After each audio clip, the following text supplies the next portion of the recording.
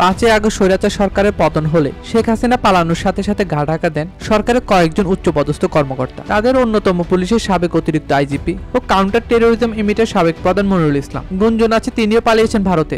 যদিও গেল 14 অক্টোবর একটি বেসামরিক টেলিভিশনকে টেলিফোনে মনিরুল ইসলাম জানান তিনি দেশে আছেন। বুধবার হঠাৎ মনিরুল ইসলামকে দেখা যায় ফেসবুকে সরব হতে। এর আগে 17 জন সর্বশেষ পোস্ট দিয়েছিলেন তিনি। মনিরুল ইসলাম নিজের পুলিশ ক্যারিয়ারে পুরোটা সময় আওয়ামী লীগ সরকারের রক্ষা কবচ হিসেবে কাজ করেছেন। সরকার পরিবর্তনের পরপরই 13 আগস্ট চাকরি হারান তিনি।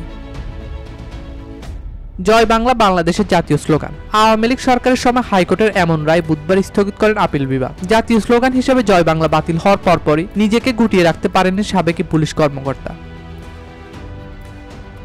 নিজের ভেরিফাইড ফেসবুক পেজে স্ট্যাটাস দেন মনিরুল। এতে তিনি লিখেন, জয় বাংলার বিকল্প স্লোগান শুধুই জয় বাংলা।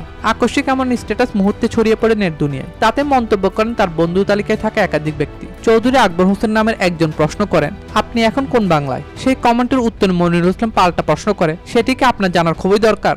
অপরদিকে দিন এম শিবলি নামক আরেকজন কমেন্ট করেন, আপনি এটি এতদিনে বুঝলেন? গত 15 বছর বুঝলেন না? জয় বাংলা বলে এতগুলো মানুষকে হত্যা করলো, তখন তো আপনি জয় বাংলার দলেই ছিলেন। সেই মন্তব্যের উত্তরে মনিরুল লিখেছেন, আমি বরাবরই জয় বাংলার লোক। এক পর্যায়ে ফেসবুক কমেন্ট লিমিট করে ফেলেন পুলিশের সাবেক কর্মকর্তা।